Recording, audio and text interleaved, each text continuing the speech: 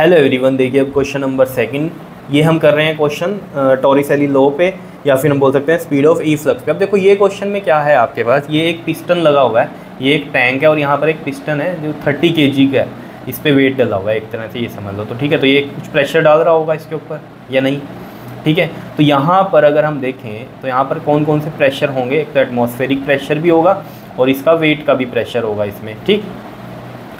और यहाँ पर हम देखें अगर इस पॉइंट पे, यहाँ एटमॉस्फेरिक प्रेशर भी होगा, ठीक।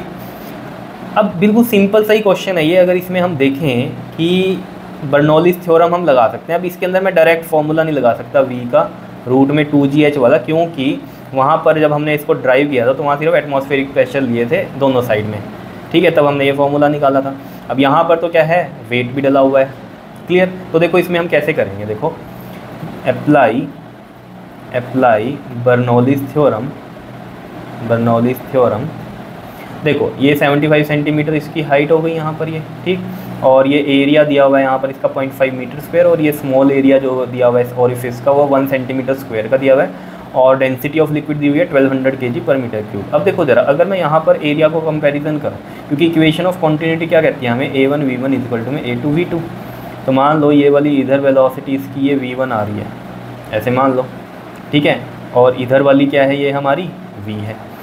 तो मैं यहाँ पर अगर इसको चेंज करूँ, a1 जो है हमारा वो ये वाला हो गया कैपिटल A, ठीक है, और ये v1 हो गया, और a2 हमारा स्मॉल a हो गया, और v2 हमारा v हो गया, ठीक है। अब यहाँ पर अगर हम देखें, देखो ज़रा, a है कितना हमारे पास 0.5 मीटर स्क्वायर, पर अगर हम 1 को देखें, मतलब a है हमारा सेंटीमीटर स्क्वायर में, तो इसे मीटर स्क्वायर में करूँगा तो 2 बार 100 नीचे लगाऊंगा। इसका मतलब ये क्या है, 0.001 मीटर स्क्वायर, ये तो बहुत ही छोटा है। a is very less than a, तो यहाँ से वही कहानी नहीं आ जाएगी v1 की, a v और बाय a। तो ये a तो बहुत ही छोटा है और ये a बहुत ही बड़ा है एज़ कम्पेयर टू दिस। तो ये वैल्यू यहाँ से अप्रॉक्सीमेट बहुत ही छोटी आएगी, तो v1 को हम अप्रॉक्सीमेट यहाँ 0 ही कंसीडर कर सकते हैं, ठीक है। ये तो हो गई 0 कंसीडर कर सकते हैं, लेकिन प्रेशर्स जो हैं यहाँ पर अलग है, अगर सिर्फ p नोट नहीं है, ठीक है। तो देखो ज़रा यहाँ हम कैसे करेंगे, देखो अगर हम बर्नौलीज थ्योरम जब अप्लाई करते हैं तो P1 प्लस में half rho V1 square plus में रो GH1 इज इक्वल टू में होता है P2 प्लस में half rho V2 square plus row GH2।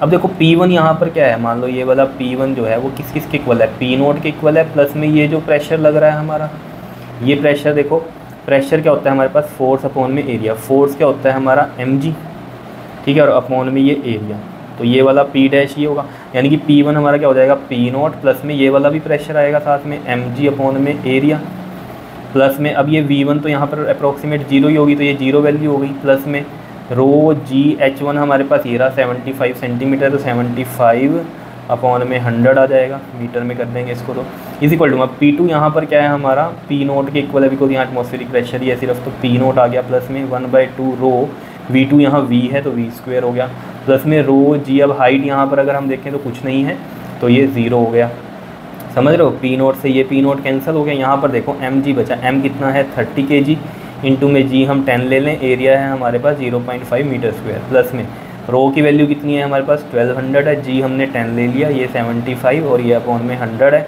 Is equal to में यहाँ ये 1/2 हो गया, ये 1200 हो गया, इंटू में ये v स्क्वायर हो गया, और ये पूरी टर्म 0 ही हो गई। देखो बड़ी आसानी से हम यहाँ से निकाल सकते हैं। अब समझ में आ रहा होगा आपके कि ये रूट 2gh वाला डायरेक्ट क्यों नहीं लिया, क्योंकि वहाँ पर हमने सिर्फ P नोट लिए थे, तो वो तो कट कर दिए थे, लेकिन यहाँ ये टर्म एक्स्ट्रा आ रही है, तो हमें बर्नौलीज थ्योरम ही लगानी पड़ेगी। तभी मैं आपको बोलता हूँ रटने की ज़रूरत नहीं है, अप्लाई कैसे कर रहे हैं चीज़ों को हम, वो आपको देखने की ज़रूरत है यहाँ पर, ठीक है। अब देखो ज़रा, अगर यहाँ से हम देखें, इसमें 100 से ये कट गया 2 0, और 0.5 है, इसका हम 10 ऊपर ले जाएंगे, ठीक, तो पॉइंट हटाएंगे इसका और 10 ले जाएंगे ऊपर, तो 5 2 10 कितना हो गया ये हमारे पास, देखो यहाँ से